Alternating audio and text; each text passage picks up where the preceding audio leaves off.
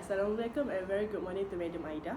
Today our group will present Malaysian Sign Language in English Language Society Club. So we will start. This is my group mates. From the left, we have Zul Danish Daniel, and next to him we have Nurul Hidayah, and we have Nur Afifah. We have Dong Lin Hui, or we call her Iris, and myself, Natasha Nur Soraya. So we will begin. Hello, my name is Natasha Nur Soraya. So today I will present my part, which is the introduction. So what our curriculum is about, or what is it called, is the Malaysian Sign Language class for English Language Society Club. So we can either use Malaysian Sign Language, or the formal name would be Bahasa Isyarat Malaysia, which in a short form BIM. So that's what we call throughout our presentation. We will call our curriculum BIM. So as an introduction, how we started to actually have this kind of idea is because we wanted the word inclusiveness. Okay, it may look petty to some people, but to some it made them feel alive and accepted. That's what we actually want to achieve for every level of society or community, either the deaf community or the hearing person. So that is why we are proposing or developing a curriculum which is called BIM in all public high school in Malaysia. So BIM, what is BIM actually? So it is a principal language of the deaf community of Malaysia. BIM has many dialects, such as we have a lot of what do we call that?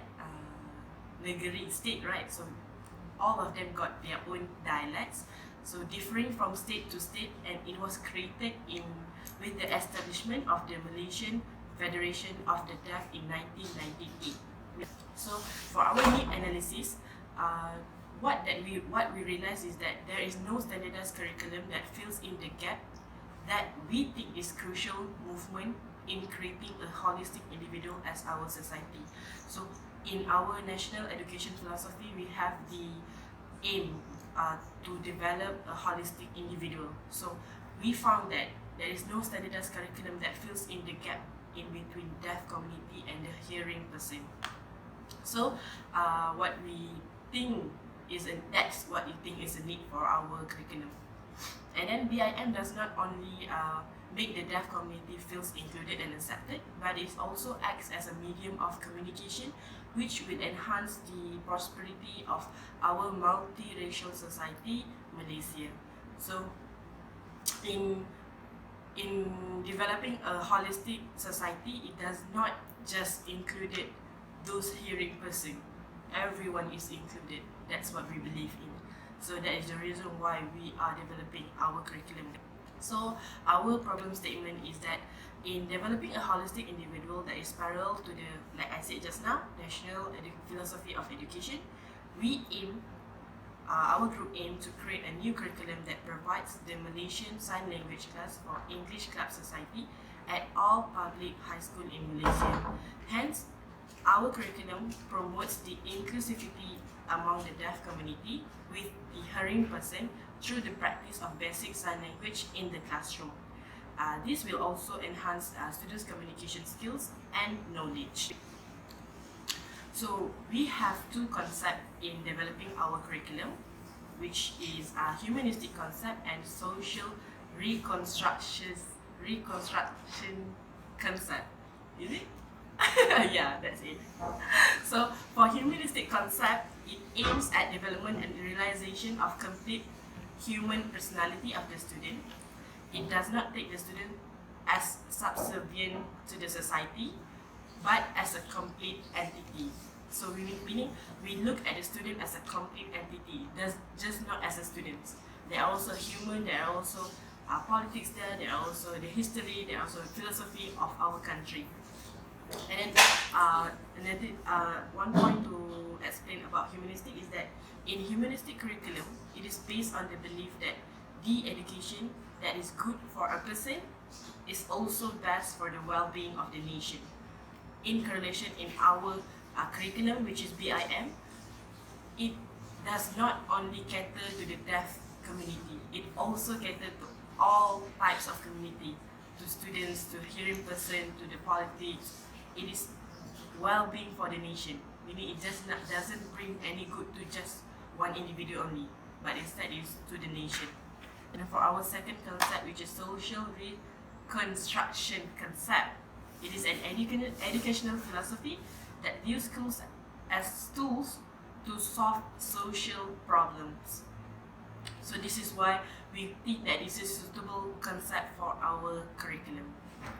It does not only aiming to educate a generation of problem solvers, but also try to identify and correct many social problems that face our nation, with diverse targets including racism, pollution, homelessness, poverty, and violence. Meaning, it is a, how do we say that? Menyeluruh.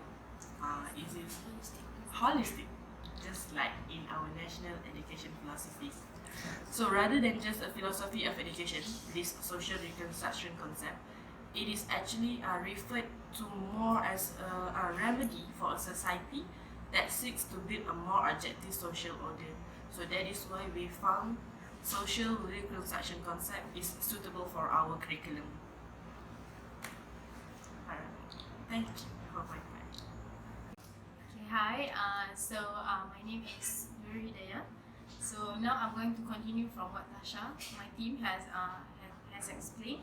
So I'm going to focus on the aims and the objectives of our curriculum that we have developed. Alright, so first, we have to bear in mind that aims is something that will be supported by our objectives. Right, so in this curriculum, we have 3 aims that we will try to achieve. The first one is to enhance the inclusiveness of the deaf community with others as members of society. Alright, remember what Tasha explained just now. It is about inclusiveness. So our aim is to not abandon any child, even though they are deaf, even though they have a hearing disability, but we still want them to be inclusive in the society, because even though they have disability, they are still members. Right, so the second one is to develop students into becoming individuals which can contribute to the society, relation, and the nation at large. So basically, although they have hearing disability, although some people don't know about the sign language, but each one of them has something to contribute to the nation. Alright, maybe they cannot hear properly, but they always have something unusual that maybe people that have complete can contribute to the nation. They also have something to say. That's why in order to cater to them, we have to learn their language. We have to know their language. We have to be aware of their language. So our aim is to develop these students to become someone that can give some contributions, either be it society or religion, or we want to achieve higher at the nation. So the third one is to support Act of Congress in order not to leave any child behind in terms of education. We know now our country itself is supporting this Act of Congress, where we do not want to leave any child behind, be it they are poor, be it they are not really healthy. We want to support them. We don't want just because they are not complete, they are not just because they have some disabilities, we don't want them. No, in education we cannot disregard their rights. They have to be in the education. Right, so next I'm going to talk about the objectives. Alright, so the objective is, the first one, we have to expose students towards BIM. Alright, so later my teams will, my other teammate will talk about the data that we have collected, which I believe we know that we have sign languages, but do they know we have BIM? So that is our objective. We want the students to expose themselves towards that, so they can achieve the aim where we want them to know what is the language. Right, so the next one, to encourage students to learn the skill in communicating. Alright, we know we have the verbal language, we have the non-verbal language, we have, but do we know how to talk to this deaf community? Alright, so we have to learn their language in order for us to communicate with them and for them to know that we care for them. Okay, next, to promote awareness and sensitivity on deaf culture or community at early age. Right, so we always know that education starts at early age.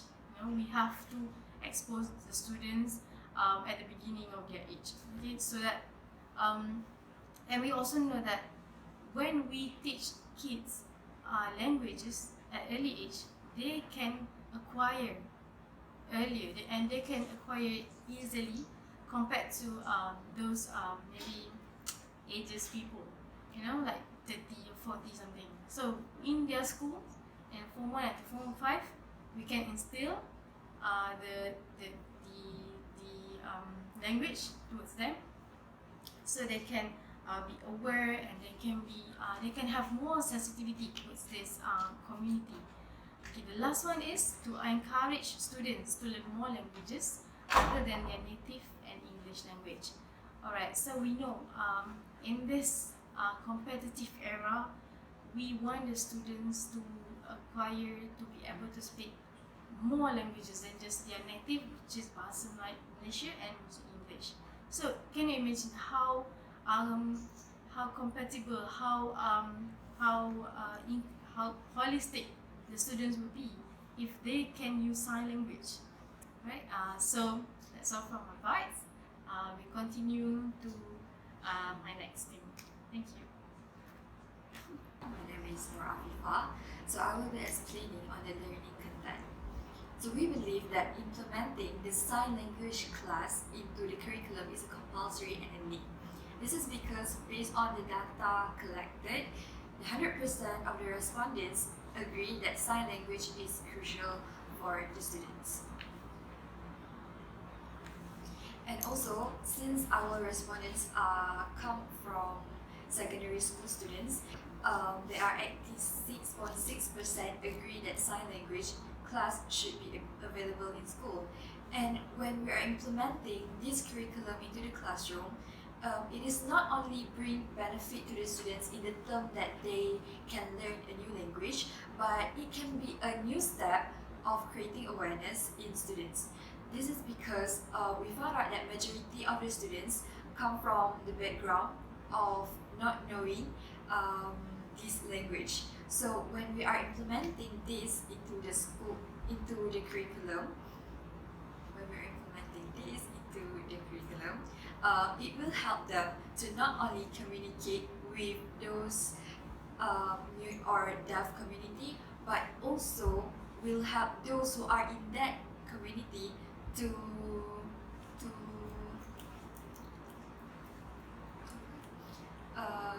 not feel left out. So next, I will be explaining on the learning activities for Malaysian Sign Language. So for this activity, we are actually divided the class into three levels. The first one is beginner, intermediate, and advanced level. So for the first level, the beginner, the first activity that we will apply in this level is Happy Birthday. So this is actually an introductory activity where students need to line up. The whole class needs to line up in a line, and then from there they need to arrange themselves accordingly based on their birth date. And then when they apply this activity, we will start to introduce on the alphabetical and number sign language. And for second one is the spelling bee. For spelling bee, the instructor or the teacher, we will show pictures or maybe a card with pictures basically, and then students need to spell out the word of the picture, and then they need to spell out alphabet by alphabet using the sign language.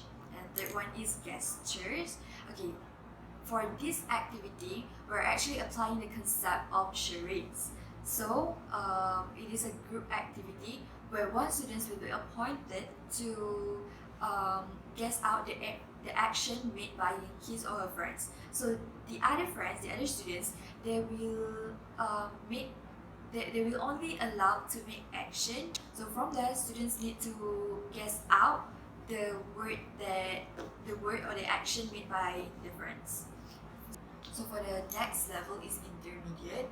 Okay, this level consists of 3 major activities. So the first one is reading circle. So teacher will prepare appropriate reading text for the students according to their level, according to their form, and then from there, students will require to make a huge circle in the class, and then they will read the part of the text. And the second one is give me 5. For this activity, students need to form a group of 5 persons, and from there they need to listen to the instruction given by the teacher. Their answer using sign language. And the last one is conversation Jenga. This also apply the concept of Jenga. Okay, so we have come to the last level, which is the advanced level of this class. So for the advanced level, as we can see during the first part, which is the beginner level, we can see that we only applying activities that test or train on their basic vocabs or number. It's something that is very basic. And for the for the intermediate level, we can see that we had increased their knowledge on these skills, where we applying, we teach, and we construct activities that will that is a little bit more complicated, where it consists of sentence building and communication between each one of them. So for the advanced level, we try to mix up all of the elements in the activity of role play and scavenger hunt. So for these 2 activities, students will be trained, and they will also apply the concept of like the spellings and then conversation. So for me, thank you. Okay, so I will continue from here. And my name is Dong Liu Hui. My train number is 194960. Okay, so I will talk about our assessment method. We totally have 2 types of assessment. The first one will be seen by using the sign language, which is we will divide students into groups, and then we will let them to work together and to come up with a song. And then they will take turns to sing one by one, because they have to get their scores individually. For the rubric, it will be based on our purpose of this assessment. And the purpose of this assessment, which are we will test students the sign language using, and also the visual and body movement, and completion and quality of the work. And the last one is collaboration between work group members. The second type of assessment, which is answering questions of the video by using the sign language. And for this assessment, we will provide a video about the life of a deaf adult to the students. Students have to pay attention to the video, and after that, they have to answer the questions from the teacher. And because the level of the students will be increased, so the questions will be more difficult, and then the requirements of the answering will be more challengeable accordingly. So in our opinions, that we provide these 2 types of assessment method to the students because we want to encourage them to be the same as the normal students, because they are special, but we don't want them to be weird in the society. Yeah, and actually that's all from me. Thank you. My name is Muhammad Zuldanish Daniel bin Muhammad Zulhazi, and my matrix number is 194654. So we have chosen questionnaires as our instrument. to collect the quantitative data among the students in secondary school. So for our collection, we have managed to obtain 67 responses from students in all across the forms. So these 67 students have all gave their response in our questionnaires, which we implemented using Google Forms. So the purpose of our questionnaires distribution is to obtain quantitative data on the social awareness and opinions of secondary school students towards the deaf and mute community, and also sign language itself. In our questionnaires, we have formed two sections. Section A, we will be focusing on demographic data, and for section B, we have constructed 13 statements where the students or the respondents can choose either to agree or disagree with that statement. So some of the examples of statements in section B are it is hard and troubling communicating with deaf and mute people. So the students, the respondents, they can choose whether to disagree or agree with that statement. So through this, we can know their true perception and also their opinions towards this community. People with these types of disadvantages. So maybe for some of them, these people are left out, and it may be struggling for them to communicate. Okay, so in one of our statements, we stated that sign language class should be available in schools. So a total of 91% of students agree to that statement. This goes to show that our need analysis is very much relevant with the students' real opinion, and this is also these students actually agree that our curriculum needs to be implemented in their schools. So that is all for me. Thank you. Alright, so that is all from us. Thank you. Hi, Daida. Bye, madam.